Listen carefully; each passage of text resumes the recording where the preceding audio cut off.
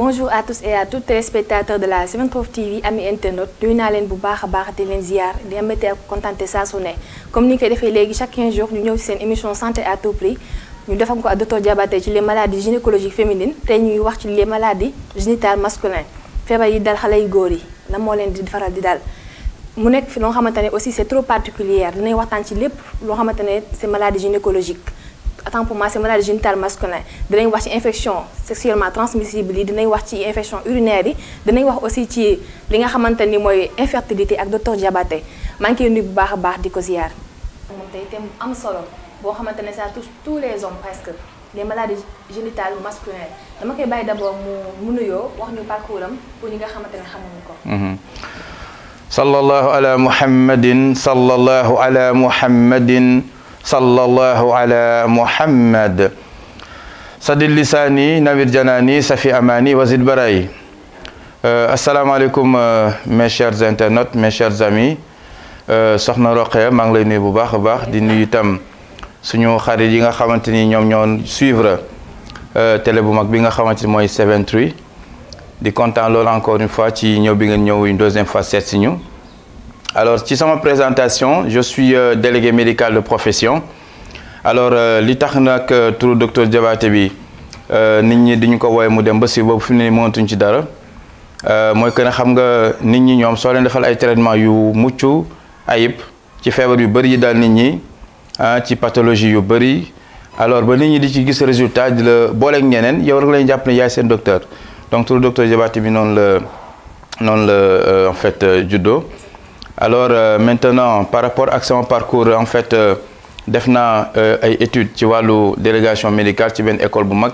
reconnue par l'État nekk fii à Dakar alors bi ñu fa jógee aussi yàlla dimbal nañu ñu am ay partenaires donc di liggéey ci benn structure sanitaire bu nekk partout dans le monde loolu tey Roqaya permettre ñu donc ñuy def ay traitements yu mucc ayib ci feebar yu bëri yi dal nit ñi. ñi nekk ci région yi même ñi nekk ci bitim réew sur la diaspora donc loolu mooy sama présentation maintenant wàllu santé aussi il y a ce qu'on appelle l'innovation et des recherches su dee nit ki da nga yem ci benn domaine rek en fait mën nga sa xam-xam xëy na mën na nekk lu restreindre mais man dama gëm ne en fait la polyvalence dafa am solo loolu moo tax ñuy faral di gëstu def ay recherche loolu tamit diñ dimbali ba ñuy def ay traitements yu mucc ayib ci feebar yu bëri yu dal askan bi. C'est très important parce que yéen a ngi dimbali nit ñi di indi ay solutions ci feebar yu bëri. effectivement. bu ñëwee ci biir sujet bi tey ñu waxtaanee les maladies génitales masculines. D'abord docteur c'est quoi une maladie génitale. waaw jërëjëf Roqaya xam nga en fait wàllu maladie génitale fu ñu ko déggee rek nit ñu bëri seen xel day dem ci jigéen ñi en matière de gynécologie mooy bépp feebar boo xamante ni dafay dal jigéen mais su ñu waxee maladie génitale mooy bépp feebar boo xamante ni dafay dal nit su ñu waxee nit nag góor ak jigéen la. kon maladie génitale mooy bépp feebar boo xamante ni dafa jëm ci kanamu nit ki donc muy les maladies sexuelles n'est-ce pas su ko defee ni muy dalee jigéen am na yoo xamante ni day dal góor nañ ci ñëw ci kanam wante it ni nga xamante ni noonu lay dalee góor it noonu am na yoo xamante ni noonu lay dalee jigéen donc vice versa par contre am na certaines maladies yoo xamante ni góor rek lay dal xëy na suñu ñëw ci kanam nañ ci gën a développer. Exactement. bu ñu seetloo li nga wax comme ça veut dire que tous les maladies yoo xamante ne de la organe testicule prostate yooyu noonu yëpp. effectivement donc docteur plus particulièrement quelles sont les maladies génitales masculines les plus courantes. d'accord xam nga en fait matière wàllu les maladies génitales masculines ci feebar yi dal góor ñi daf ci bëri mais tey ñu xëy na citer rek 4 bokk na ci loolu ñu tuddee en fait faiblesse sexuelle néew kattan ci wàllu sëy. nga xamante ni kër yu bëree ngi yëngu Roqaya ci wàllu lal ba la damay fa di wax ne ñun góor ñi ñoo war a éviter loolu may tuddee égoïsme sexuel c'est-à-dire que da ngay nekk sa soxna donc ngeen di jëflante jaxasoo ci wàllu lal bi góor bi bis bu demee ba yëg boppam rek jàpp na ni c'est fini alors que en réalité jigéen aussi dafa war a am bànneex malheureusement jigéen yu bëri sax jàpp ñu ne jigéen dafa war a jouer dafa war a yëg boppam ngeen baal ma ci kàddu gi. alors su ko defee wàllu faiblesse sexuelle aussi dafa am lu koy indi damay fa di wax ne sëy bi l'activité sexuelle elle est thérapeutique maanaam sëy day faj maintenant sëy bi nag c'est psychologie avant d'être physique kon waxtaan ak soxna si n'est-ce pas donc benn réeroo bañ a am ngeen di juboo communication di am xelam dal n'est-ce pas ba su ko defee guddi gi donc ngeen mën a waxtaan mën a jokkoo loolu yëpp dafa nekk lu am solo malheureusement dafa am góor ñoo xamante ni du ñuy bàyyi rek ba guddi jot ñu bëgg a jaxasoog soxna si loolu des fois indi yenn jafe-jafe yi. alors damay fa wax aussi ci wàllu faiblesse sexuelle toujours góor goo xamante ni ñett yi daf koo dal warul sëy góor goo xamante ni dafa amee asthénie physique fatiguement général kooku warut a sëy. góor goo xamante ni dafa amee stress xalaat bureau xalaat bor yi xalaat liggéey bi ainsi de suite kooku warta sëy góor goo xamante ni itam dafa xiif warta sëy ñetti mbir yi yow góor nga may suivre dama seetaan su dee ne bëgg nga vraiment li soxna si soxla ci lal ba nga di ko jox fexeel ba yii nga di ci bàyyi xel parce que ñetti yi ma wax yëpp c'est psychologie mais aussi c'est physique su ko defee suñ ko waajalee noonu ba pare yàlla mën nañu dimbali donc yu bëri après voilà ñu mën cee mucc maintenant c'est vrai qu'en fait avec l'alimentation avec l'environnement donc c'est des facteurs yoo xamante également dafay jouer ci lii di faiblesse sexuelle waaye ne nit ñi dalal seen xel ndax lépp lu ñuy waxtaanee rek à côté am nañ ci traitement efficace yoo xamante nañ ko proposer askan loo xamante amul benn effet secondaire ba pare aussi nit ñi ñu ngi ci gis seen bopp ba di ñu boole ak ñeneen su ma jógee ci wàllu faiblesse sexuelle Rokhaya du ñuy ñëw ci li nga xamante ne moom mooy infection masculine infection ni muy dalee jigéen noonu lay dalee góor c'est vrai que à chaque fois que ñuy wax infection nit ñu bëri seen xel ci jigéen lay dem moo tax le plus souvent samay patients suñ ñëwee ñu recevoir leen le plus souvent damay bëgg soxna si suy ñëw ànd ak borom këram ndax infection sëy ñaar ñoo ko seq maintenant ñun góor ñi le plus souvent duñu naan jigéen bi non yow yaa feebar demal fay ju ainsi de suite alors que xamuñu ne su dee ne defuñu en fait benn traitement boo xamante ni ñaar nit ñoo ko seq wala même sax su dee ne ku góor ki dafa am beneen jabar itam il serait préférable ñu traité ñett ñëpp sinon mën na aye ci keneen ki ñëw ay wàcc kii daal di koy wàll. donc infection masculine góor bu koy faral di am mooy ñi nga xamante ni léeg-léeg maanaam ñuy saw bi di metti n'est-ce pas wala léeg-léeg sax ñu saw ba pare sentir ne am na lu des donc yooyu yëpp dafa bokk ci infection. ci wàllu góor maintenant il y a infection urinaire mooy ci ma wax ci wàllu saw bi wante it infection génitale n'est-ce pas nga xamante ni góor bi ci boppam mën na dem ba kanamam amee ay jafe-jafe maanaam ni mu doon fonctionner dëgg am lu des loolu tamit damay ñaar rek mooy kum dal mu teel a dem kër docteur su ko defee mën a xool boppam. ginnaaw ñaar yooyu Rokhaya ñu ñëw ci li nga xamante ni aussi en fait moom mooy wàllu infertilité infertilité nag suñ ko waxee mooy. ku sëy lu yàgg wala ko ku sëy 1 an ak lu topp ci jëkkëram wala bokk ci jabaram amul doom donc góor gi mën na amee infertilité kon mooy ku sëy 1 an ak lu topp te amul doom jigéen bi aussi mën na amee infertilité maanaam ku sëy jigéen bu sëy 1 an ak lu topp te mënut a jël ëmb léegi nag léeg-léeg ñun góor ñi itam suñu soxna yi mën nañu sëy lu yàgg amuñu doom ñu bëgg leen ko jiiñ naan ko demal faju di problème yow la ainsi de suite waxoon naa ko ci émission ba le passé maintenant ñun góor ñi itam lu ñoo war a xam ne la qualité du spermatozoïde ndox bi góor di génne suy sëy dafa war a am nu mu war a mel tant du côté de la quantité du spermatozoïde maanaam spermatozoïde dafa war a am nombre bu mu war a am bëri wante de la qualité du spermatozoïde dafa war a nekk lu concentré mel ni meew ngeen baal ma léeg-léeg nga sëy ak sa soxna ba noppi soo demee ba yëg sa bopp ndox bi ni muy may qualité boobu du nekk qualité boo xamante ni xëy na mën nañ fa yaakaar ëmb ndax ni muy liquide ndax ni muy oyofee su ko defee loolu ku mu dal su demee hôpital duñ koy proposer benn analyse bu ñu tuddee spermogramme mooy tax ñu mën a xam la quantité la qualité mais aussi le volume de déplacement n'est-ce pas du spermatozoïde donc loolu itam il faut góor ñi ci bàyyi xel malheureusement Rokhaya malheureusement dafa am loo xamante ni ci suñu environnement dafay yàq ci suñu ndox bi góor di génn te duñ ci bàyyi xel muy l'effet des ondes électromagnétiques téléphone portable yi rek ñuy utiliser nga xamante ni c'est notre meilleur ami man ak yéen ñoo ci bokk yam 5 secondes mën naa woon nit ki ban musiba lay def ci moom téye bi nga ko téye rek waxuma la ak suñu la wooyee parce que y a les ondes onde dafa nekk lu doy waar comment se fait-il que nekk nit ki nekk États-Unis man ma nekk fi ñuy waxtaan wala di def appel vidéo c'est l'effet des ondes donc il faut que nit ñi di ci bàyyi xel léegi nag jamono suy dox da ngay dox ànd ak moom kenn du na nit ki bàyyi téléphone kenn du na nit ki bàyyi wifi kenn du na nit ki bàyyi télévision mais lépp lu amee courant ñu xam ko ñu bañ ko xam y a l'effet des ondes maintenant qu'est-ce qu'il faut faire il faut se protéger donc ci wàllu infertilité kon na góor bi xam li muy lekk mais surtout aussi suñu soxna yi di ñu dimbali ci bouillon yi bouillon yi nañ ci def très attention parce que bokk na ci liy néewal kàttan góor ci wàllu sëy faiblesse sexuelle te faiblesse sexuelle ku ko am soo ko traité wul à long terme moo lay indil impuissance sexuelle da ngay dem ba dootoo yëg dara parce que faiblesse mooy que ne mën nga yëg dara nga dem ba ci biir dootoo yëg dara loolu mooy faiblesse sexuelle wala boog nga tàmbalee yëg dem balaa ngay yegg fa nga jëm maanaam donc dootoo yëkkat sa bopp wala am na ñoo xamante ni maanaam damay faral di wax ne wàllu sëy du rek loo xamante ni maanaam da ngay ñëw rek dugg ci noonu géej soo ciy dugg doo ñëw sumbeeku rek ne paccax ci biir da ngay di nga tooyal sa loxo tooyal sa loos tooyal sa biir ba sa yaram nangu ko ngay doog a sóobu c'est aussi c'est la même manière am na ñoo xamante du ñëw rek voilà donc ça doit se préparer les préliminaires c'est important mooy tax ba jigéen bi soxna si am benn sensibilité n'est-ce pas yëg boppam te jigéen su demee ba yëg boppam dafay en fait dafay am lu benn liquide bu am solo buy génn ci kanam loolu dafay gën a neexal sëy bi mais suñ ñëwee rek d'un seul coup donc daal di bëgg a jëflante ak soxna si moom di nga ko indil traumatisme sexuel parce que dina am mettit te du xam lu muy def donc yooyu di ay jafe-jafe yoo xamante ni il faut nit ki bàyyi ci xel fi may terminer nag mooy ginnaaw bi ma waxee infection masculine ak it lii di infertilité ak li nga xamante ni moom mooy wàllu faiblesse sexuelle mais li nga xamante ni góor rek lay dal du dal mukk jigéen muy lan muy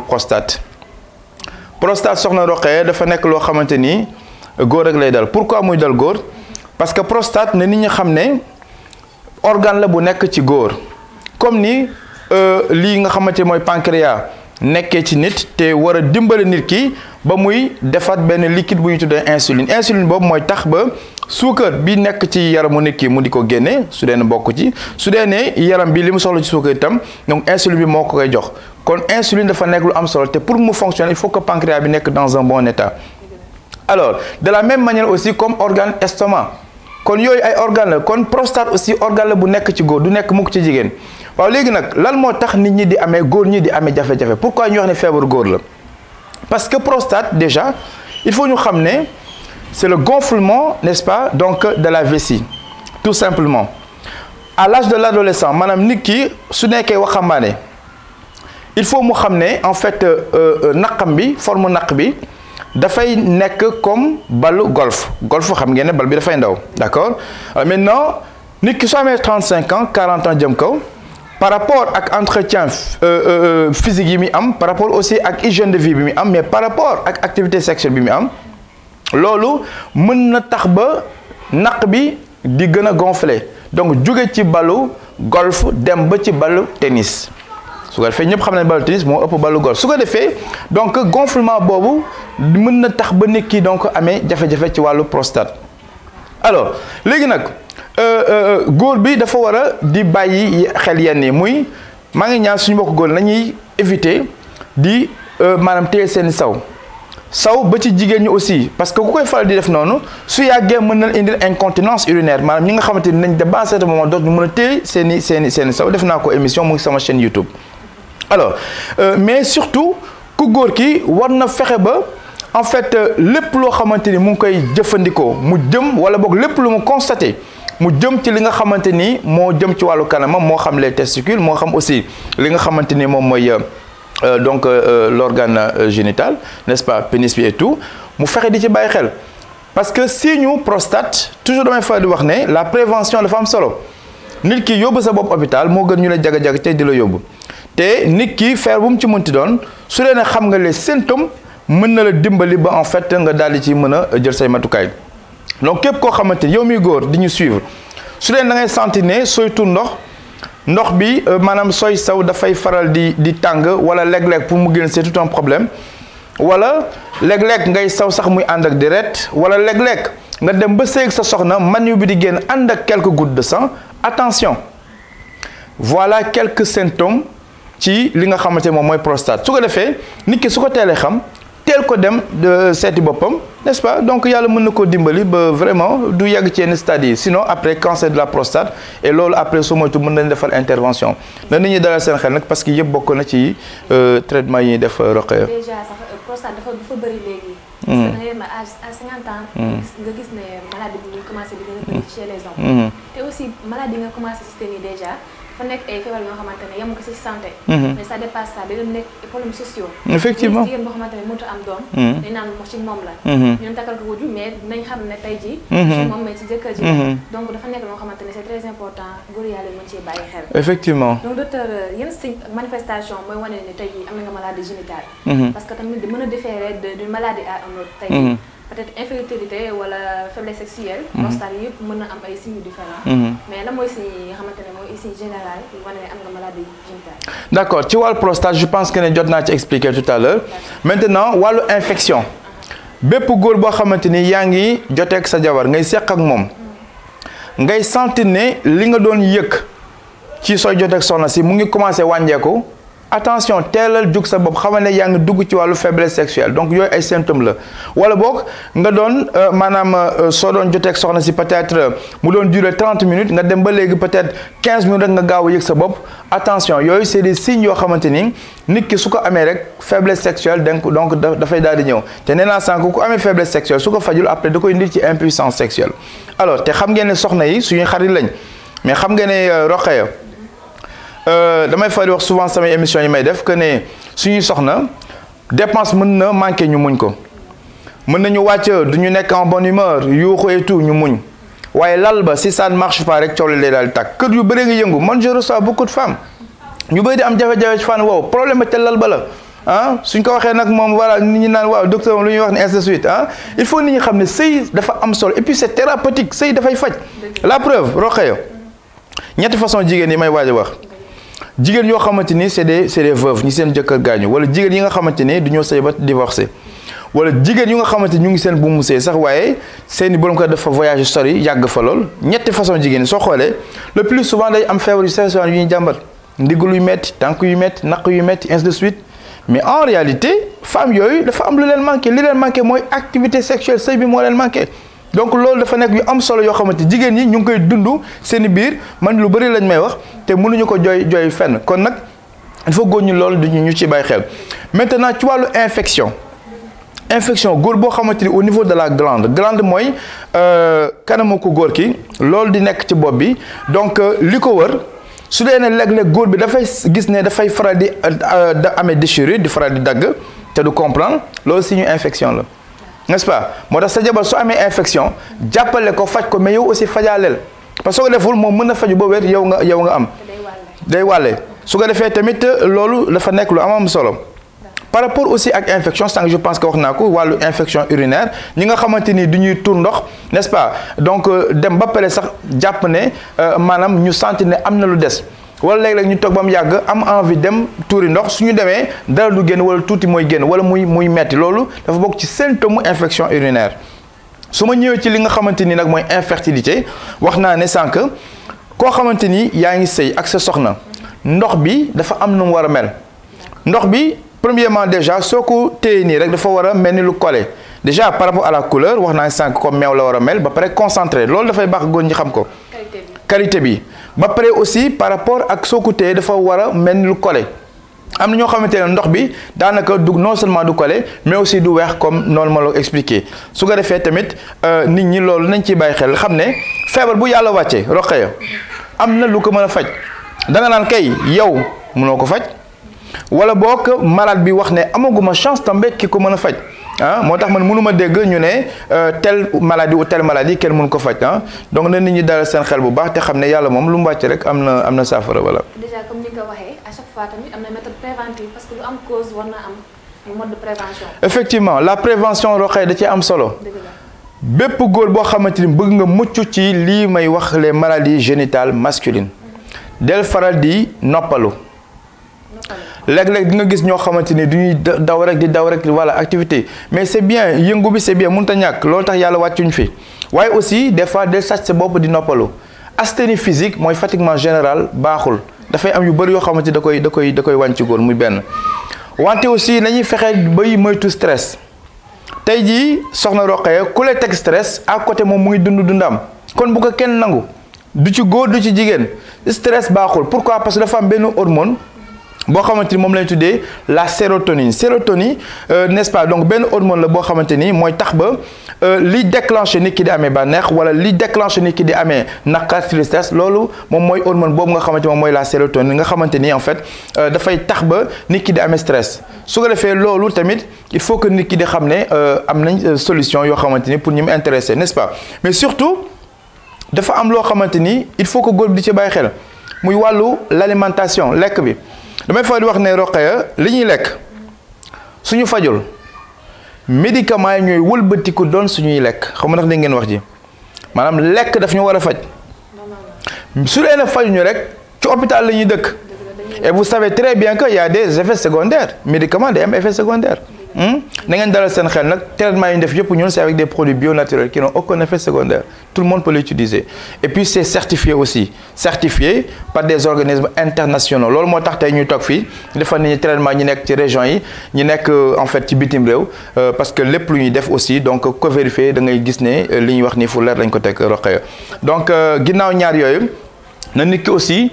fexe ba maanaam di xool boppam di contrôler boppam loolu la ñu tuddee hygiène de vie ci wàllu propreté set bi c'est important wante aussi ci li nga xamante ni moom mooy di bàyyi xel sa bopp di ñaaw njot sa bopp n'est-ce pas donc bul bàyyi ba xiif lekk soo lekk aussi bul lekk ba suur n'est-ce pas ndox aussi c'est la même chose il faut beaucoup boire am ñoo xamante ni mën nañ toog toute la journée du ñu naan ba pare ngay def activité di def activité yëngu yooyu ngay yëngu li ngay transpirer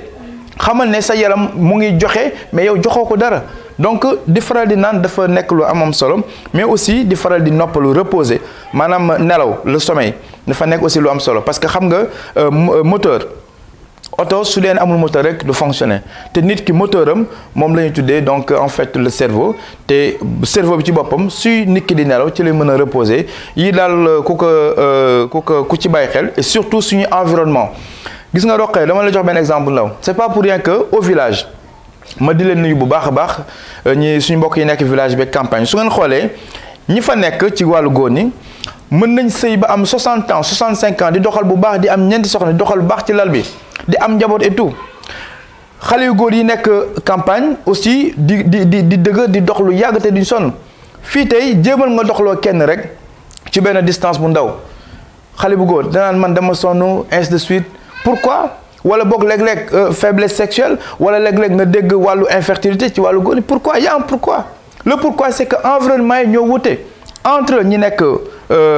n'est-ce pas dans les campagnes ci villages yi ak ñi nekk en ville il y a la pollution atmosphérique il y a ce qu'on appelle l'effet des ondes électromagnétiques qui agissent sur notre santé intime même te des fois duñ ci bàyyi xel lu dëgg engrais chimique yi nga xamante ni ñu ngi koy jëfandikoo ci lekk yi lekk donc il y a plusieurs facteurs su ko fee nit ki hygiène de vie bi ngay am mooy xamal li ngay lekk xamal ni ngay lekkee del bàyyi xel sa yaram su ko defee yàlla mën na dimbal ci feebar yi voilà. c'est très important ñu mën a bàyyi xel. docteur, quel est votre dernier mot? sama dernier mot en tout cas mooy di leen remercier bu baax encore une fois di wax ne toujours ubbil naa ñëpp samay buntu. Donc képp ku ñu soxla rek je pense que ne donc am ngeen samay contact xam nga adresse bi mais surtout aussi di wax ne képp koo xamante ni yaa ngi nekk ci corps médical ou paramédical agent de santé yëpp ubbi naa ñëpp samay bunt parce que encore une fois dama ko wax sama émission yu bëri sama objectif man du sama jëmm ji intéressé wu ma Sénégalais yi mais xëy na li ñuy véhiculer moo leen intéressé donc képp koo xamante ni c'est un agent de santé moo xam ñi nekk ci corps médical ou paramédical man personnellement prêt naa pour collaborer ak ñëpp je ne suis pas demandeur parce que voilà du ñu ne kenn kaay ñu liggéey mais ku ñëw am vraiment humilité am vraiment yéen a ko rafet pour ñu dimbali suñu askan man prêt naa pour collaborer ak yow fi may terminer mooy sama objectif mooy na nit ñi wér léegi nag soxna Rokhaya xam nga ne mënumaa dem Thiès dem Casamance dem Touba dem Ndiassane dem Italie dem États-Unis di fat nit ñi n'est-ce pas de ce fait su dee ne am nañ ay partenaires ñoo xamante duñ leen di mën a vraiment li ñu xam as tuut ci wàllu santé ñu partage ak ñoom mais ñoom aussi duñu am possibilité donc di dimbali nit ñi pour wax rek ne ubbil nañ suñu buntu ñëpp fi may terminer rek mooy maa ngi santaal bu baax a baax ginnaaw bu ma santee samay waajur di sant bu baax a baax soxna Khady Mbacké moom sëñ Fallou donc di waajur ci ki nga xamante ni moom mooy